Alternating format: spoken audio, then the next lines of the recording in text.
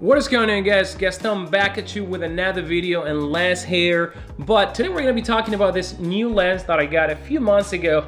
We're talking about the new Sony 16 to 55mm f2.8 Sony. This is an APS-C lens, and this lens was actually announced with the A6600 and the A6100. So I actually pre-ordered this lens when it was first announced, and now I've been using this lens for many months, and I want to tell you everything that I like about the lens and maybe some of the things that I don't like, which are very little, coming up.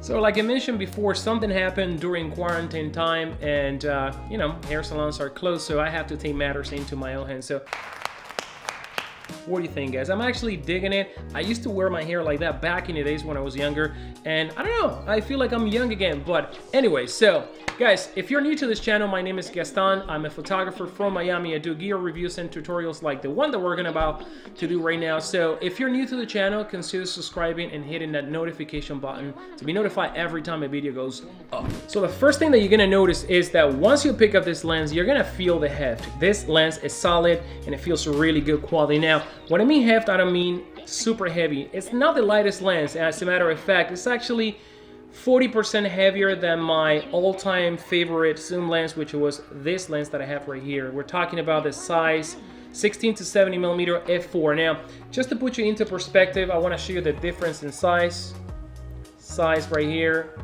the new Sony right here. So yes, indeed, this lens is a little bit bigger, also it's a little bit thicker, but nonetheless, it's very maneuverable. Now, this lens lives in my A6600. I also use it with my A6400, and the lens handles really well. Now, because of the focal length of 16 to 55mm, I basically get everything I want from a lens in one combo. So 16mm is going to be great for shooting wide, which it equals at a 24mm full frame equivalent, and the 55mm is going to be very close to my favorite full frame focal length, which is actually the 85mm. 85 times the 1.5 crop factor, we're talking about 82.5 millimeters in focal length, so pretty similar to an 85mm. And this is one of the reasons why this lens and this system has been in my backpack, you know, every day. It's basically a lens that does it all, and a super powerful system like the A6600. I'm very pleased with this lens, and I get to shoot it almost every day. All right, another thing that I would like to spend some time discussing is its wide aperture of constant f2.8. Now, in the past, other lenses that I have, like I mentioned before, the size 16 to 70mm f4 and the Sony before, the 18 to 105mm f4, those were lenses that, yes, indeed, they have a constant aperture of f4, but it was an f4 aperture. So sometimes when you're not that far away from your background, you don't get that depth of field. Now, with this lens, you can actually render really good depth of field whether you are at 16 or 55, and that's one of the reasons why it makes me love this lens so much, because it is going to be a great lens that is going to perform in low-lit situations, whether you're shooting videos or photography. And it's also a lens that's going to allow you to get very creative with that bokeh and background melting away that we all love. So in my opinion, Sony has killed it with this lens, and you know, I can't wait to shoot it again tomorrow. And this lens has also another feature that makes me very excited, and it's its minimum focusing distance of 1 feet. And at 1 feet, this is going to be a great alternative for hybrid shooters like myself. It's going to allow you to shoot very up and close towards your subject. So whether you shoot video or photography, this lens is going to deliver every single time. And also, this lens, when focusing, it has a maximum magnification of 0.2x. So this is going to give you super sharp images, and also is going to assist with giving you a very smooth background rendition when shooting in depth of field situations. So this is one of the reasons why this is the one solution that lives in my backpack. This lens actually checks all the boxes that I was hoping Sony will ever release a lens like this one, and here we have it, a 16 to 55 f2.8. Let's talk about, you know, the glass arrangement. So this lens features 4 spherical elements and 3 low dispersion elements to combat chromatic aberration and also spherical distortion. Now, if you remember when I was talking about the 16 to 70mm size, this lens suffered from exactly that. Nasty chromatic aberration, pretty soft toward the edges, and yes, indeed, a spherical distortion in this lens. So that's one of the reasons why I was never able to call this size the only lens that I can rely on, because I always have to have more lenses. Now, this lens, you know, I can rest assured that if I take this lens, I'm always gonna get the shot that I want. I'm always gonna get good quality image, and the most important thing, you know, images are gonna be very, very sharp. Whether you're shooting photography or video, this lens has not let me down, not only once. And a lot of the times, you know, I try to compare with my full frame, and actually I have it right here. So compare the size. This is the 24 to 70 millimeter from Sony f2.8 full frame, and this is actually equivalent of 24 to 82.5 millimeter for the APS-C system. Now, when we're talking about weight, we're talking about probably more than half of the weight. I gotta check the weight of this lens, but this lens feels at least twice as light as my full frame 24 to 70 millimeter. Now, comparing the quality of both, to be honest with you, I mean, I cannot tell the difference, and that's one of the reasons why I love this lens. Now, the price of this lens is pretty hefty. This lens is gonna run you at about $1,400. What? So it's an expensive lens when you compare with this one that is about $799 or $700. Almost twice of the size, but indeed I think I get most of twice resolution with this lens, and to me that's really important. Spending the money where you can actually get results, and you actually spend the money on less things by actually owning this lens. So as some of you guys know already, I like to shoot outdoors a lot, and right here in Miami, especially during the winter, it's very, very sunny, so I get to shoot more than actually on the summer, which it rains all the time. But one of the features about this lens is the AR nano coating that actually reduces flaring and surface reflection, and that's something really important when you're shooting outdoor in super bright situations and you get the sun bouncing on all the surfaces. Now this lens is going to reduce that because of the nano coating, and to me that's a really good feature. A lot of the times, you know, I end up using polarizers or UV filters and stuff like that to actually mitigate those reflections. So this lens does a really good job in that department, and again, another reason why I love this lens so much. When we talk about focusing performance of this lens, because yes, you guessed it, this lens also excels in the focusing department. Featuring an XD linear motor system, this lens is going to deliver super quick and snappy response, but also it is super silent, 100% silent. So let me show you. Got my microphone right there.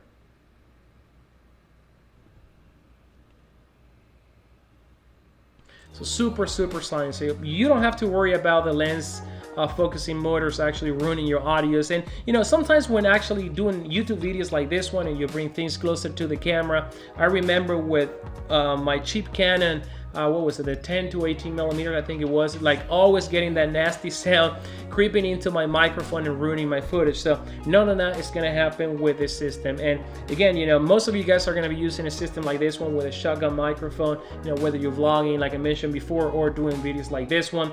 You have nothing to worry about with this lens, and yet another thing to love about this lens. Right, next up, let's talk a little bit about the construction of this lens and some of the switches that we find around the chassis, so let's do it.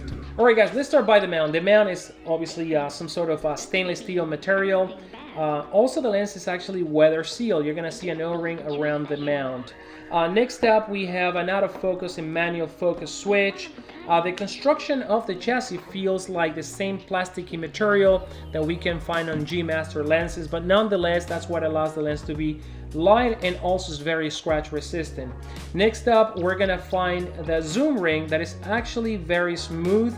And unlike other lenses where the zoom ring is a little bit more draggy, this one feels really good.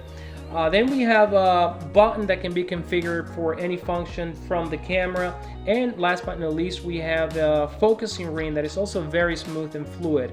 Now, by the filter mount, they have chosen to use some sort of aluminum or magnesium. Now, the overall quality of this lens, you know, is nonetheless one of the best qualities that you can get from Sony lenses. And for $1,400, you wouldn't expect anything less than that. And the $1 million is, and probably that's the question that got you to this channel, who is this lens for? Now, This lens is actually a lens for a hybrid shooter. Whether you are a photographer or videographer, this lens is going to deliver every single time.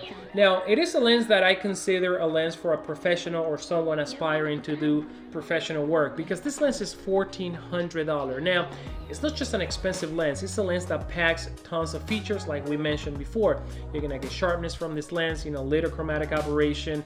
You get great features on the lens, you get the switches, autofocus, manual focus right on the body of the lens, a configure button.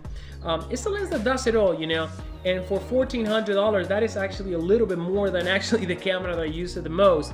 This camera right now goes for about $1,300, something like that, and this lens is $1,400. But again, this lens replaces the 3 lenses that I used to carry before. Before that, I will carry my Sigma Trinity, the 16mm f1.4, the 30mm f1.4, and the 56mm f1.4. Now, 16 to 25, which it equals 24 to 82.5 millimeters. I basically get everything I want, and also, I don't have the 1.4 wide aperture, but I have the 2.8, which is plenty of aperture to get really nice depth of field and actually work in low light situations. So this is the reason why this lens I use so much. And if you're one of those photographer, videographers, or YouTubers that came to this video looking for a lens that can do it all, this is the one to go. In fact, this is the best option right now for the Sony APS-C system. And if you got an APS-C system camera like the A6400 or A6600, any A6000,